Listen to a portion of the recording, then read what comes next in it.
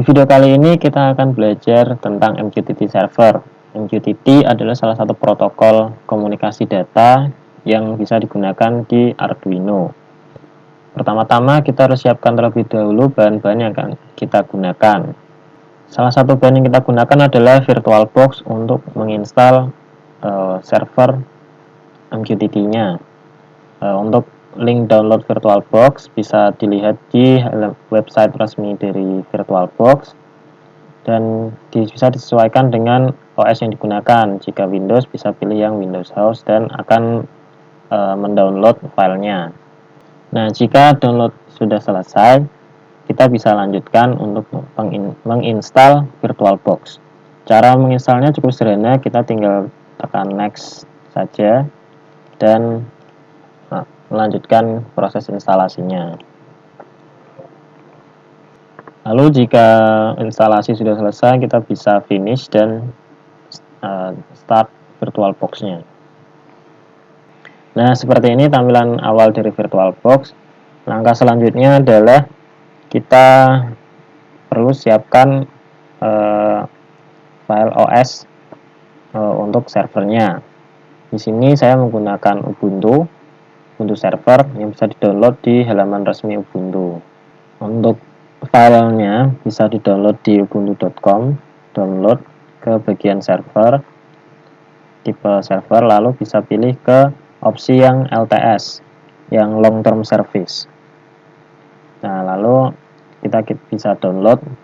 Setelah download selesai, kita buat virtual machine di VirtualBox. Caranya kita tekan machine dan new. Kita bisa beri nama Ubuntu server atau bisa disesuaikan, dan kita bisa tentukan folder mana yang akan kita gunakan untuk penyimpanan VirtualBox-nya. Untuk tipe biasanya sudah terisi otomatis jika kita berikan nama Ubuntu atau Linux. Nah, atau kita bisa buat manual juga, tipenya adalah Linux dan versinya adalah Ubuntu 64-bit. Setelah itu kita bisa next dan kita berikan memori atau RAM yang digunakan. Defaultnya adalah 1 GB, bisa disesuaikan dengan spesifikasi komputer masing-masing. Untuk hard disk, kita buat juga create virtual hard disk dengan tipe VDI. Untuk fisik ini kita bisa pilih dynamic dan kita berikan berapa penyimpanannya. Defaultnya adalah 10 GB, bisa kita sesuaikan sesuai kebutuhan. Sini bisa kita atur 25.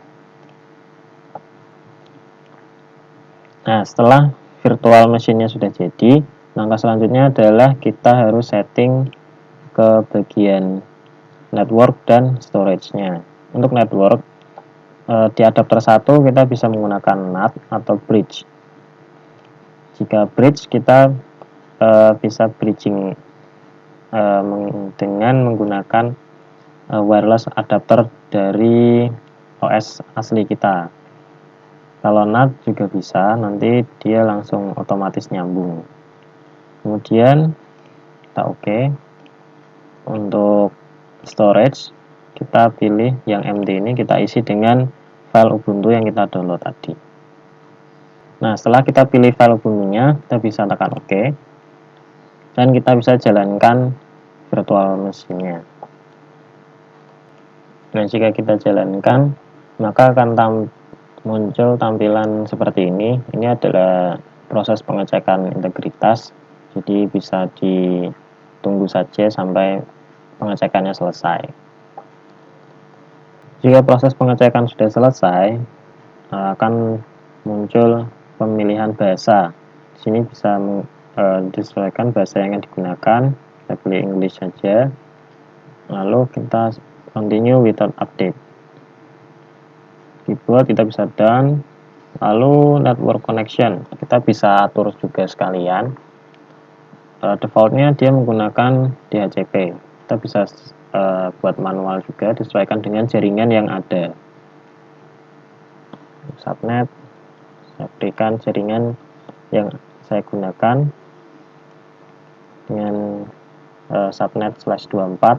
Lalu kita bisa atur juga alamat IP-nya, bisa kita custom juga, dan gateway-nya juga untuk akses internet. Setelah itu kita bisa save. Lalu jika konfigurasi sudah selesai, kita bisa done. Proxy kita abaikan saja, mirror address biarkan saja, lalu kita pilih entire disk dan done. Setelah itu kita bisa lanjutkan next, dan kita bisa continue. Untuk profile setup bisa disesuaikan, yang kira-kira seperti ini settingan profile yang saya gunakan. Lalu kita lanjutkan. Untuk SSH bisa diinstal, bisa juga tidak. Kita install saja sekalian supaya lebih mudah, lalu kita done. Nah, untuk feature server kita bisa pilih juga Mosquito, dan kita pilih yang stable version. Kita bisa tekan spasi untuk memilih. Setelah itu kita bisa lanjutkan. Di sini dia akan melakukan instalasi. Kita bisa tunggu saja sampai instalasinya selesai. Selanjutnya, jika proses instalasi sudah selesai, kita bisa pilih reboot. Nah, selanjutnya jika kita sudah selesai restart, kita bisa login dengan memasukkan username dan passwordnya.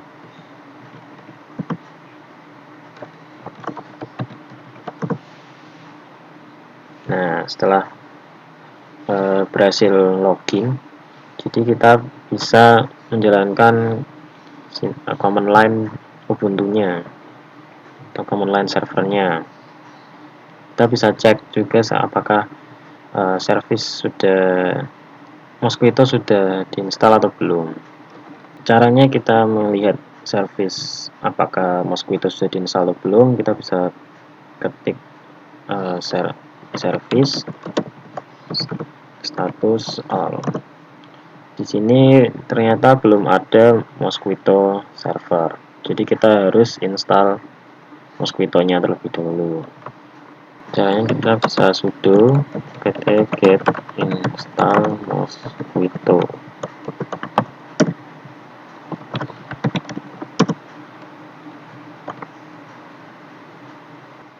Nah, jika kita sudah berhasil menginstal Mosquito, kita bisa cek apakah Mosquito sudah berjalan atau belum.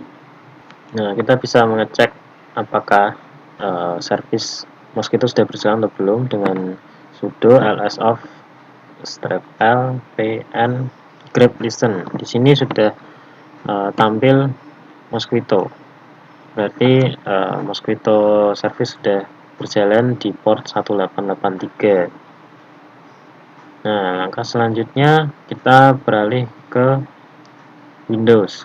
Kita install MQTT Explorer untuk berinteraksi dengan MQTT Server. Nah, untuk aplikasi MQTT Explorer kita bisa dapatkan di Microsoft Store atau kita bisa cari juga di search engine.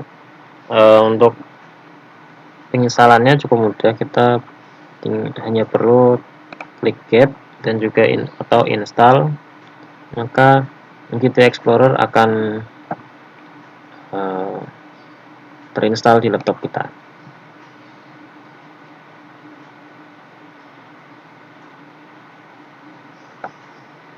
Nah, jika instalasi sudah selesai, kita bisa melanjutkan dengan klik launch. Kita jalankan aplikasi MQTT Explorer. Jika MQTT Explorer sudah dibuka, maka tampilannya seperti ini. Nah, langkah selanjutnya kita buat koneksi baru. Kita beri nama koneksi dengan MQTT Server. Lalu kita set protokolnya ke MQTT dengan host alamat IP dari server kita yang sudah kita atur tadi. Kita berikan username dan juga passwordnya. Setelah itu kita bisa save dan connect. Nah, seperti ini ada tampilan dari MQTT server kita. Jadi di sini ada IP-nya, lalu ada topik, sys, broker, dan seterusnya. Jika sudah tampil seperti ini, maka MQTT server kita sudah berjalan dengan baik. Oh iya, di sini kita juga bisa melakukan publish ke MQTT server. Caranya cukup mudah, kita tinggal ketik di sini topiknya, kita buat topik tes, dan kita bisa pilih apakah yang data yang dikirimkan bisa berbentuk raw, XML atau JSON. Jika raw, kita pilih raw, lalu kita beri nilai dari topik tes ini dengan nilai 1. Kita bisa publish, dan di sini sudah muncul dengan topik tes mempunyai nilai 1. Oke, selanjutnya jika kita sudah berhasil menginstal MQTT Explorer dan tes untuk publish, maka bahan selanjutnya yang kita perlukan adalah Node.js dan package Node-RED. Pertama, kita harus download dulu aplikasi Node.js yang bisa kita download di website Node.js-nya. Di website Node.js kita bisa memilih versi yang LTS saja, lalu kita bisa pilih Windows installer atau disesuaikan dengan operating system yang digunakan, bisa Windows atau Linux, menyesuaikan. Nah, setelah kita mendownload Node.js, tinggal diinstal saja. Nanti di sana ada pilihan untuk menginstal npm Node Package Manager-nya juga. Karena saya sudah menginstal Node.js, jadi langsung membuka terminal dan kita install Node-RED dengan cara npm install di Node-RED.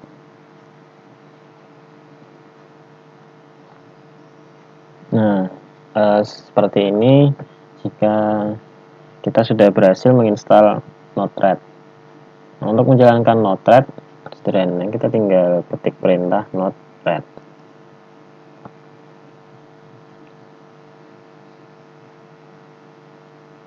Nah, sekarang Node-RED-nya sudah berjalan di website, di alamat web localhost dengan port 1880. Setelah kita memasukkan alamat localhost dengan port 1880 di browser, maka tampilan Node-RED seperti ini. Pertama-tama kita harus menambahkan palet. Caranya kita buka di palet, lalu kita buka di menu install dan kita cari modul random. Nah, di sini tinggal ditekan install.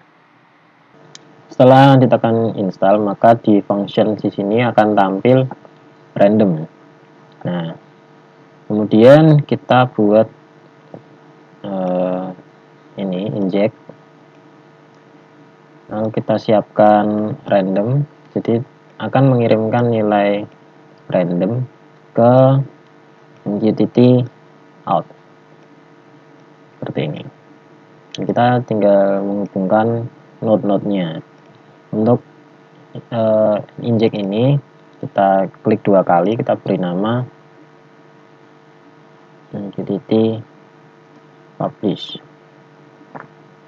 Message payload-nya kita beri number, topiknya IoT belajar. Kita set juga repeat interval. Nah, setiap 5 detik sekali. Kita simpan. Untuk random kita generate antara 1 sampai 100. Kita beri nama biarkan saja. Yang ini kita ganti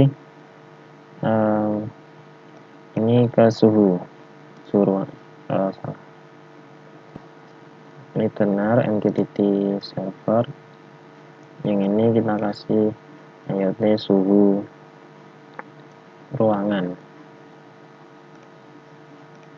Lalu yang out ini kita pilih MQTT server dengan konfigurasi kita berikan IP dari MQTT server port 1883. Lalu security jangan lupa kita isi username dan passwordnya. Setelah itu kita simpan. Kemudian kita beri topiknya adalah IoT suhu ruangan. QoS-nya mungkin cukup 0, hanya untuk mengirim, tidak ada callback. Retain-nya kita beri true, kemudian kita bisa simpan. Setelah ini skema seperti ini pun sudah bisa dijalankan, kita bisa deploy.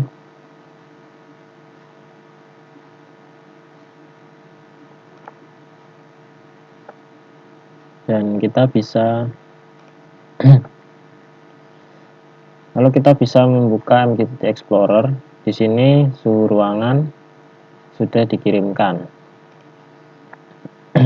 Di topik IoT suhu ruangan, nilainya akan dikirimkan setiap 5 detik sekali.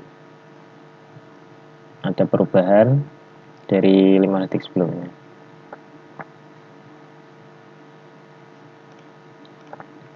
Langkah selanjutnya adalah kita akan membuat dashboard dari nilai MQTT, nilai yang ada di MQTT server. Pertama-tama kita tambahkan palet dashboard di palet ini, di install palet, dan cari dashboard. Nah, di sini ada Node-RED dashboard, bisa diinstal. Setelah terinstall maka akan muncul UI untuk dashboard. Di sini ada beberapa pilihan, ada text, coach, chart, dan kita cukup mengambil dari MQTT in, kemudian kita beri coach, dan kita cukup menghubungkan, lalu kita atur konfigurasi dari MQTT-nya. Untuk server, kita gunakan konfigurasi yang tadi, kita ambil dari topik IoT suhu ruangan. QoS kita beri 0, ini biarkan default saja. Lalu untuk coach, di sini kita pilih grup, bisa kita buat juga buat baru, atau kita menggunakan grup yang ada. Jadi untuk menggunakan grup kamar, dia mempunyai tab kamar dengan settingan seperti ini. Lalu untuk konfigurasi, di sini ada tipe, kita bisa pilih gauge, donut, kompas, atau level. Ini mempengaruhi dengan tampilan dari grafik yang akan ditampilkan. Kita pilih donut saja, kita beri label suhu ruangan. Dan range-nya kita beri nilai 1 sampai 100. Satu kita done, dan kita bisa deploy.